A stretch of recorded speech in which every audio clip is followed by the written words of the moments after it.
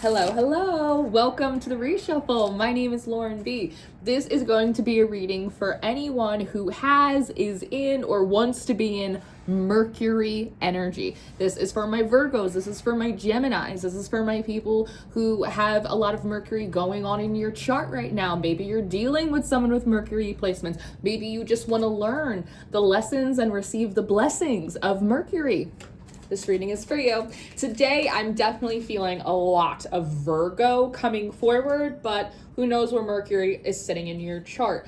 The first thing that I'm noticing is one, that the external energy, it's very quick, it's very chatty, it's moving like the wind, very, very airy. And my instinct is to sit back, take a deep breath, and return to the role of the observer. You might be noticing in your energy right now that the spirits are moving quickly, the channels and the downloads are coming in quickly. You're feeling, processing, and releasing other people's emotions and energies like very quickly. It's almost like being like a drain or like a filter. You just feel things passing through at such like a hurried rate. Part of it is just like the speed limit right now, just like hell on the highway, the energy just moving really quickly through this winter season here in the northern hemisphere. But there's also something external for my Mercury placements in the environment that wants it to be quick to make it more confusing, but it doesn't feel ominous. What it feels like is elemental energy. It feels a little bit like trickster energy. It feels like the Fae. It feels like elemental sprites. It feels like nymph energy. It feels like those elementals that exist kind of between the folds, and they help like push things along, or sometimes they help poke at stuff, and like they are kind of tricksters. They have fun. They like to like stir up drama and steal your keys and have themselves a little giggle. It's a mischievous energy.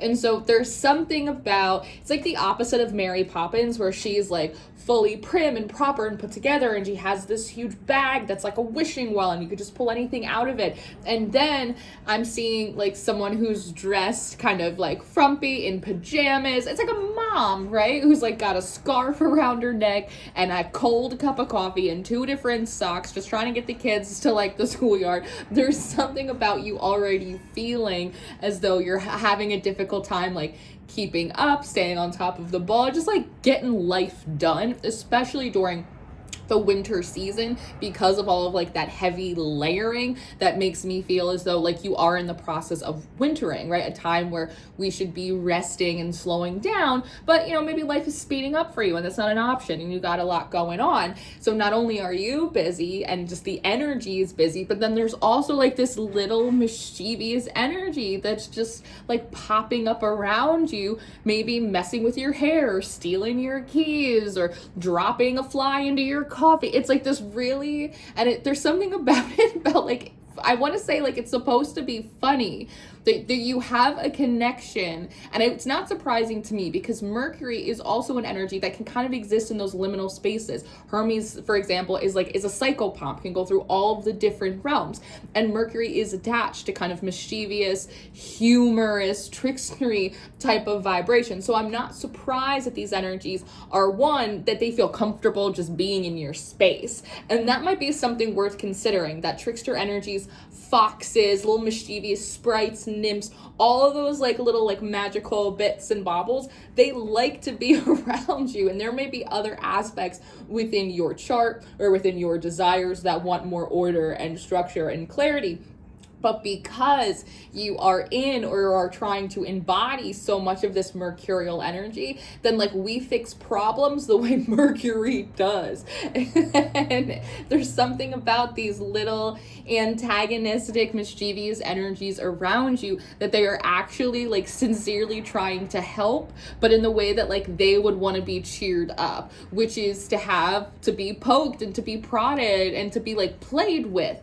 There's something about some of the energy energies or some of the spirits that are around you, they enjoy being played with. It's fun for them. It uplifts the frequency and their vibration. For you, it might just be annoying and like that final like hair on the camel's back that's kind of like breaking for you. And so there might be something here about you taking a minute and like sitting back and just observing. One, observing not your manifestations, not observing your innermost self, but actually observing the energies, the spirits, the sprites within your practice, the ancestors. How do they interact on their own? How do they interact with each other? What cycles are they on? Do you notice when you feel a certain way, a certain sign comes in, and then a certain experience, and then a different feeling? Like, are you connecting the dots? There's something about Mercury coming forward and going, you're not walking around a labyrinth. You're not walking around a maze. You're walking around a building. There's floors, there's levels, there's offices. Like, have you looked at the map?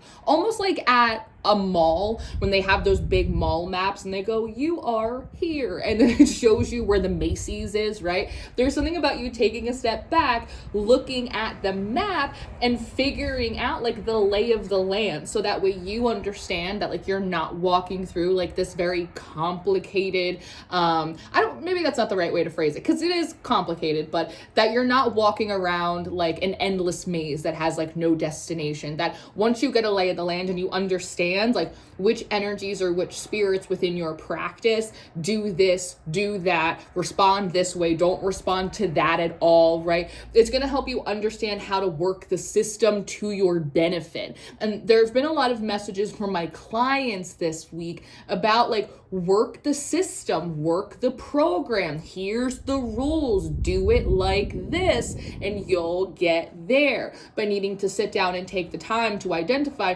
what those rules or those systems or those layouts or those maps look like.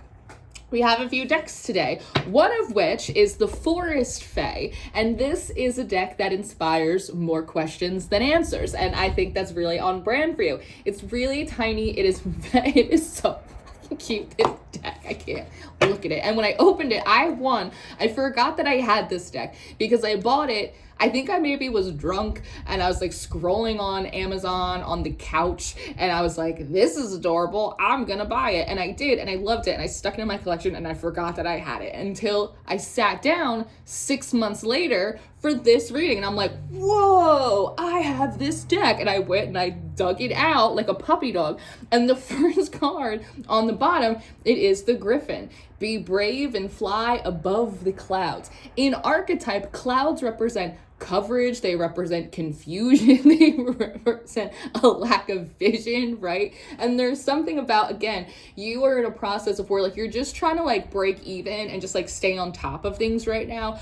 I don't think that you are lacking in like larger ambitions for yourself, but I think right now it's just about like getting things back to good and like keeping them there for a second, getting your bearings. And I also feel this like kind of springy energy. One, I will say the body feels, and Hermes and Mercury, it is a very physical planet, right? It rules like the 6th house. So the body feels tight in a bad way. And I feel like we need massage, we need maybe touching, we need stretching for sure, a little calisthenics. We need something here, folks. Like, it's just a little tight, and that will make it more difficult for you to move all of the energy that you're kind of processing from your environment, from the collective. There's a lot of like, they're saying a lot of what is being processed in the collective right now is also the conclusion of some past life storylines. So you might be receiving messages from other readers or through your own channel about like timelines collapsing. And it's about like the rectification of like old past life storylines. And when they get rectified, it's like, oh, light bulb, I understand. It like kind of dissolves a little bit and gets kind of, we fold it back into the cheese. So there's just a lot being processed, and the more you move, and like a filter, even if you are doing like your normal spiritual hygiene and movement, because of the volume of what is being transmuted right now, it's easy for things to get clogged or backed up, period. So you may need extra water, you may need extra stretching, and there's a particular emphasis, yes, in the crown, but specifically around the back of the neck and the top of the shoulders. That energy center, it really wants to be cleansed, and it also really wants to be protected. There's something about, like, you guys are really good about, like, your head, shoulders, knees, and toes when it comes to your spiritual protection, but again, Mercury, even like lunar energies, like these liminal in-between spaces, like the spaces between your primary energy centers are also really important. So there's something about like a dusting off of like the back of the neck, and then like a cleansing, and then like a protecting. There also might be something about like when you get stressed or when you're trying to work through a download or a channel that you might notice you immediately like go to the back of your neck and you might start like massaging it. There's something about that being like the center of the filter, and that is kind of getting clogged up, and it might manifest as like headaches and brain fog, and again, more of those clouds. And when that happens, you get a little foggy, right? And then it's easier for energies to come in and just create like little bits and bits of chaos, right? So, and there's also something here about these little, like these funny little energies that exist within your ecosystem that sometimes they might also like act out and play pranks on you because they want your attention. Again, there's something here about play, like play. So that gives me the feeling that you might be busy right now and not devoting enough time to your creativity. And as someone that has like a decent amount of Mercury in my chart, I was born on a Wednesday, right? Wednesday's child, full of woe. But there's something about like me and Mercury that when I am not creating, when I'm not writing, when I'm not doing my poetry, when I'm not drawing, when I'm not painting, when I'm not doing something, Mercury always comes around and taps that ass every single solitary time. So there's something here about you being busy and not tapping into your creative energy, working through your products, working through your products. That's interesting. Did you buy a bunch of shit for like a hobby and you're not doing anything with it? Working through your products, working through your projects, which means that you're probably like I feel like you're disconnected from your inner child energy. It's all that fifth house stuff, right? And that might be why, like, is Leo energy coming up a lot in your channel, or like you're hearing people talk about Leo placements a lot? Like there's something about the fifth house as it relates to Leo. I'm not sure where it is in your chart, but you're busy, so you're not creating, which is making it harder for you to connect to your inner child. So you're almost connecting to your inner infant instead. So again, you might find when you're not creating, you don't get to tap into the virtues of the inner child, and so you tap into the vices of the inner child. So you might get tired and cranky and whiny and so you might be getting these messages about resting, about taking a step back. You might even be seeing sacred animals like sloths, like koalas, like lizards, like stuff that just like hangs, just like hangs out, right? And again, I think so much of what you are meant to do right now is, one, take a step back and enter that observer role, because you feel like you are on the verge, if not just treading lightly, in burnout. But also it's important for you to understand the spiritual ecosystem that you're living in, how the spirits that just are drawn to your orbit, how they act, what they do, like what's within their nature, and also like how they interact with each other. That's part of gaining like the lay of the land, let's say. So let's see. Yeah, we have the Queen of Cups. We have the Queen of Cups coming out. Maybe there is something about a product here. And again, I was saying, like, when I don't invest in my creativity, Mercury always comes around and plays pranks on me, makes it impossible for me to make money. Just anything that you want, like, Mercury will not let you have a drop of it.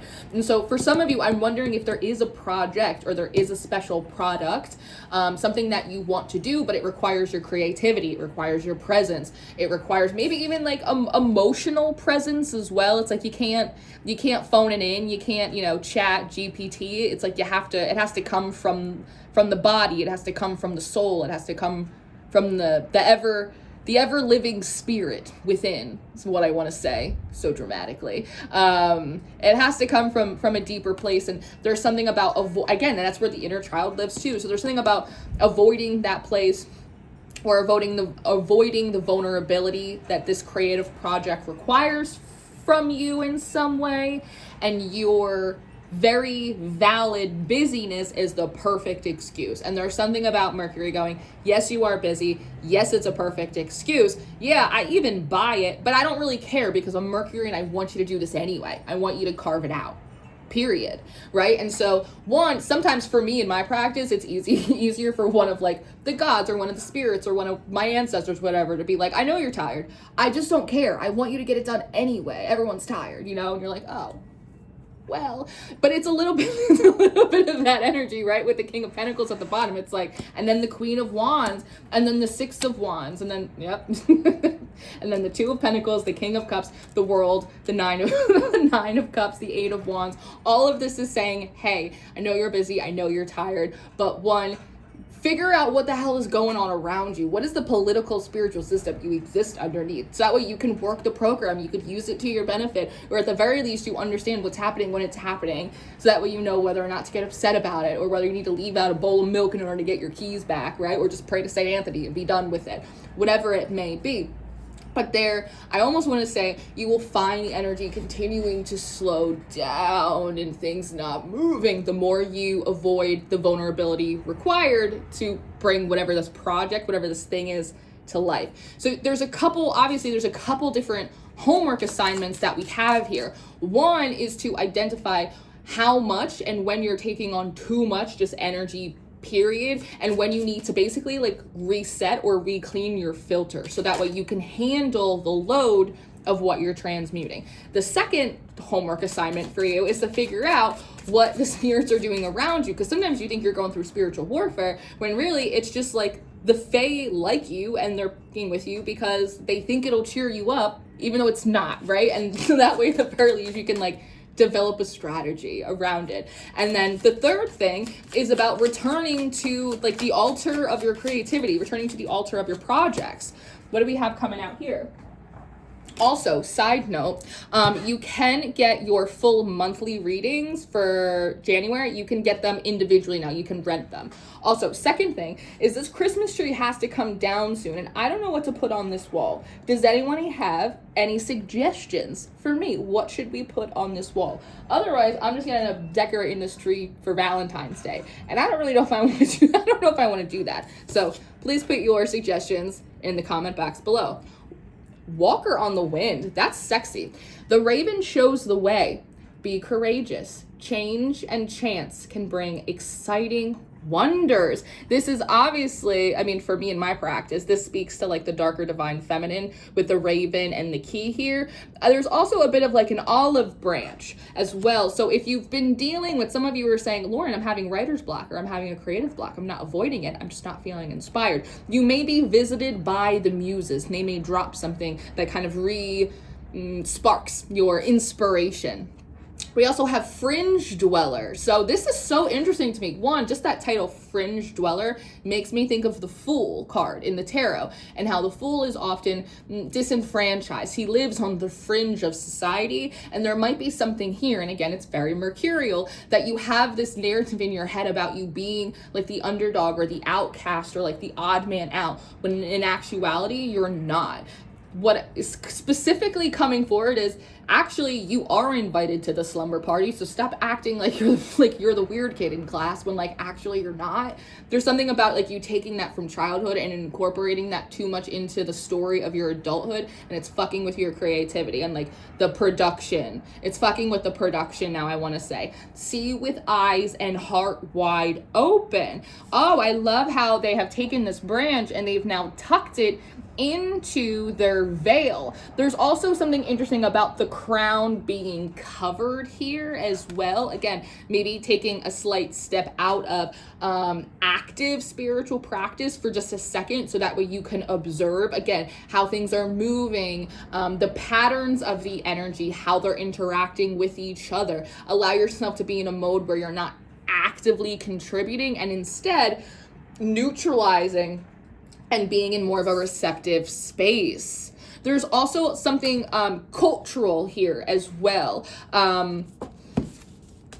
Starkeeper, Cosmic, and of course this is the card that falls out, Cosmic Ancestor. Seed the light by staying grounded. There's something cultural here as well in regards to some of these spirits. Like every culture has like fae or fairies or small folk, whatever terminology makes you feel good. They all have them, right? Like you can find them in Europe, you can find them in Africa, you can find them in the Americas. Like you find them, right? But there's something about the differentiation of different spirits across cultures and your cultural spirits and sacred animals, wanting you to understand them within, again, the lay of the land, the context of your culture. It's a deepening of your education in a lot of ways. So this is what I have for my Mercury placements, a little check-in. I hope that this was helpful. Again, if you are a Mercury placement, if you have them in your chart, if you are experiencing Mercury transit, someone that has those placements, or you're wanting to learn and grow through mercurial energy, I hope this was helpful for you. I hope this was entertaining. I hope this connected the dots that you needed to be connected and uplifted you where you needed as well. I am here and available for personal readings, the Patreon. We have daily horoscopes. We have monthly readings. We do workshops. We do tarots, but there ain't a thing on that Patreon that we're not doing, just so you know. And again, you can get your monthly readings individually for rent or purchase over there as well. All of that information is going to be in the description box for you. Thank you for being here with me. I love you so much, and I will see you next time. Goodbye.